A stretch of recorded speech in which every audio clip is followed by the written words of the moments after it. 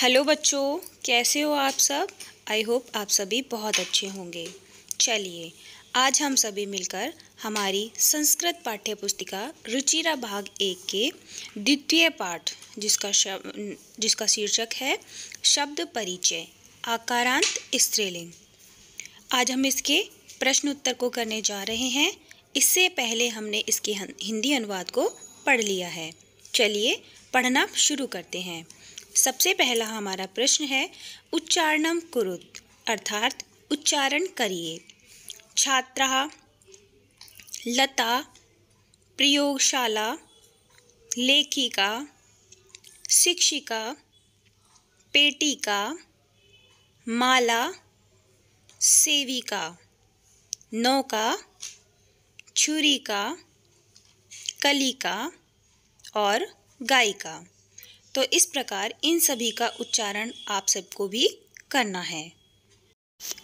हमारा दूसरा प्रश्न है चित्राणि दृष्ट्वा पदानि उच्चार्यत, चित्रों को देखकर पदों का उच्चारण करें। चित्र हमें दिखाई दिया एक सुई का। सुई को संस्कृत में कहा जाता है सूचिका।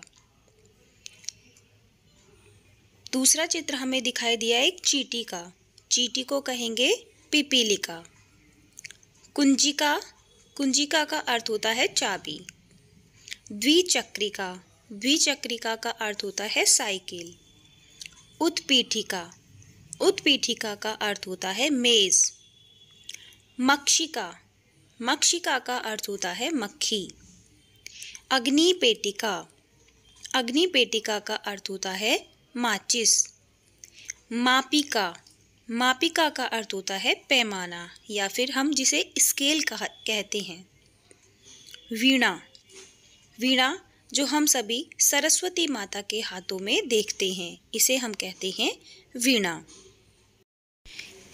हमारा दूसरा प्रश्न है वर्ण संयोजनम कृत्वा पदम कोष्टके लिखत। वर्ण संयोजन करके पद कोष्टक में लिखिए।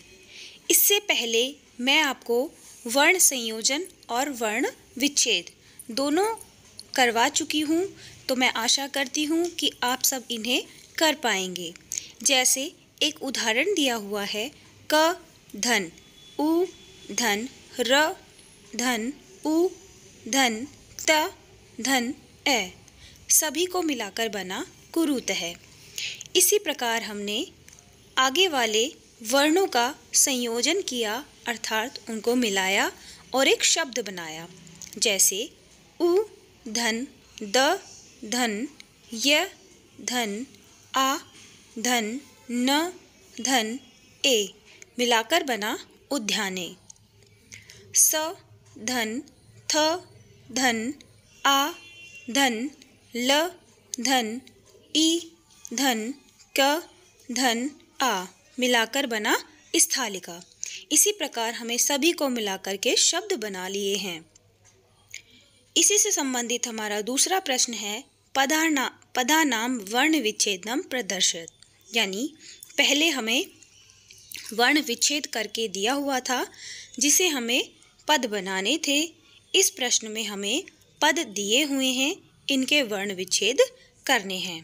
जैसे कोकिले, कोकिले का वर्ण विच्छेद जब हमने किया तो हमें प्राप्त हुआ कै धन ओ यानी को, धन की कै धन ई यानी की, ल धन ए यानी कि ले। तो इस प्रकार बना कोकिले। इसी प्रकार आगे दिए हुए शब्दों का वर्ण विच्छेद भी हमने किया हुआ है, इन्हें आप ध्यान से देखेंगे। हमारा अगला प्रश्न है चित्रम दृष्ट्वा संस्कृत पदम लिखत, चित्रों को देखकर संस्कृत पद लिखिए। पहला चित्र हमें मेज का दिखाई दिया। मेज को संस्कृत में उत्पीठिका कहते हैं। दूसरा चित्र हमें एक संदूक का दिखाई दिया। संदूक को संस्कृत में पेटिका कहते हैं। तीसरा चित्र हमें एक नाव का दिखाई दिया। नाव को संस्कृत में नौका कहा जाता है। अगला प्रश्न हमें एक चिड़िया का दिखाई दिया जिसे संस्कृत में चटका कहते हैं।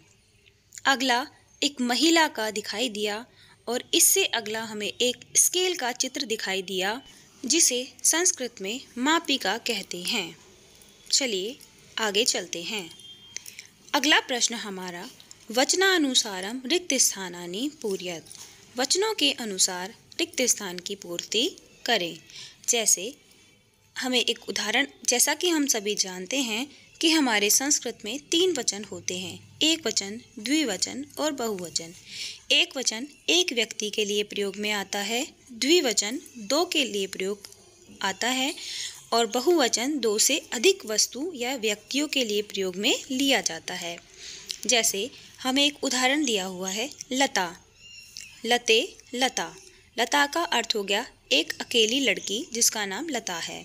लते का अर्थ हो गया 2 लड़कियां जिनका नाम लता है, तो उन्हें हम द्विवचन में लिखेंगे लते। और 2 से अधिक लड़कियां हैं जिन सभी का नाम लता है, तो उन्हें हम लिखेंगे लतः। ऐसे ही गीता द्विवचन में बनेगा गीते और बहुवचन में बनेगा गीतः। पेटिका, पेटिके, पेटिकः। खटवा, खटवे, खटवः। सा, ते, ता। रोटिका, रोटिके, रोटिकः। तो इस प्रकार वचन से इनको हमने पूरा किया है। मैं आशा करती हूँ कि यह आप सभी को समझ में आ गया होगा। हमारा अगला प्रश्न है कोष्टकात् उचितम शब्दम चित्वा वाक्यम पूरयत। कोष्टक से उचित शब्द देखकर वाक्यों की पूर्ति करें। जैसे हमें एक उदाहरण दिया हुआ है बालिका पठती, यानी कि हमें यहाँ पर कोष्टक के अंदर से जो सही शब्द इसके अंदर आने वाला था उसे लिया है। हमें क्रिया दी हुई है और हमें कर्ता का चयन कोष्टक के अंदर से करना है। पहला है चरतः। चरतः द्विवचन का शब्द है, इसलिए हमने यहाँ पर अजय को चुना है, तो अजय चरतः। द्विचक्रिका सन्ति, द्विचक्रिका हैं। नौका चलती, नौका यानी नाव चलती है। सूचिका अस्ति, सुई है। मक्षिकाः उत्पतन्ति, मक्षिका यानी मक्खियाँ, उत्पतन्ति बहुवचन का शब्द है, इसलिए हमने यहाँ लिखा मक्षिका उत्पतन्ति यानी कि मक्खियाँ उड़ रही हैं। अगला हमारा प्रश्न है सा, ते, ता इतेभ्य उचित सर्वनाम पदम जित्वा रिक्त स्थानानि पूरयत। सा, ते, ता आदि उचित सर्वनाम शब्दों से रिक्त स्थान की पूर्ति करें। पहला है लता अस्ति। लता एक महिला है, इसके लिए हम सा का प्रयोग करेंगे, तो सा अस्ति। महिला धावन्ति, महिलाएं दौड़ रही हैं, तो यहाँ महिला बहुवचन का शब्द है, इसलिए बहुवचन के लिए हम तः का प्रयोग करेंगे, ता धावन्ति, वे सब दौड़ रही हैं।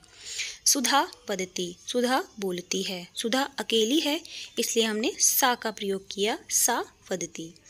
जवनिके दौलत है।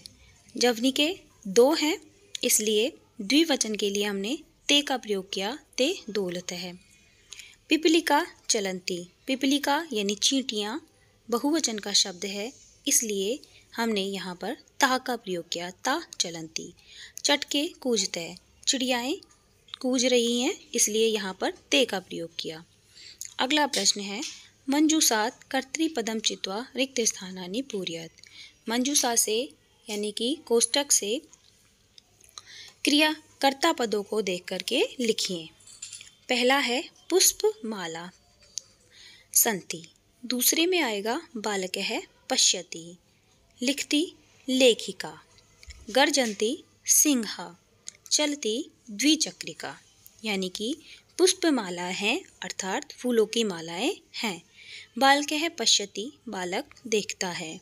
लेखिका लिखती, लेखिका लिखती है। सिंह गर्जन्ति, शेर गरजते हैं। द्विचक्रिका चलती, साइकिल चलती है। इसी प्रकार हमारा अंतिम प्रश्न है मंजूषात् कर्तृपदानुसार क्रियापदम चित्वा रिक्त स्थानानि पूरयत। मंजूषा से कर्तृपदों कर्ता पदों के आधार पर क्रियापद लिखकर रिक्त स्थान की पूर्ति करें। पहला है सौम्या।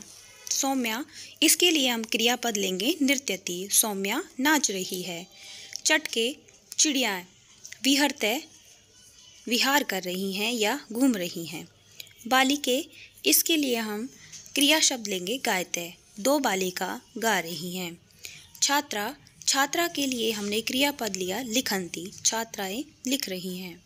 जना पश्यन्ति, जना के लिए क्रियापद लिया जाएगा पश्यन्ति, अर्थात लोग देख रहे हैं।